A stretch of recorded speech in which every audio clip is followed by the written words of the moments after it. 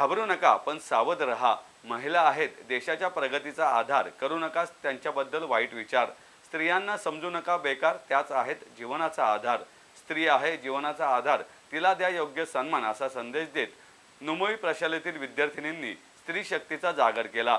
गणराया आमचे रक्षण कर, आम्हाला सक्षम कर, असं साकडं त्यांनी गणरायाला घातलंय. शिक्षण प्रसारक मंडळीच्या नुमोई प्रशालेतील 200 विद्यार्थिनींनी अखिल मंडई मंडळाच्या शारदा गजाननचे दर्शन घेत आरती केली. यावेळी अखिल मंडई मंडळाचे अध्यक्ष अण्णा थोरात, जयंत किराड, सूरज थोरात, मुख्याध्यापिका संगीता कांबळे उपस्थित होते.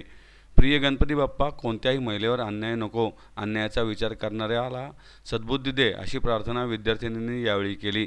अण्णा थोरात म्हणाले, स्त्री हे शक्तीचं रूप आहे. तिच्यासमोर नतमस्तक होण्याची आपली संस्कृती आहे.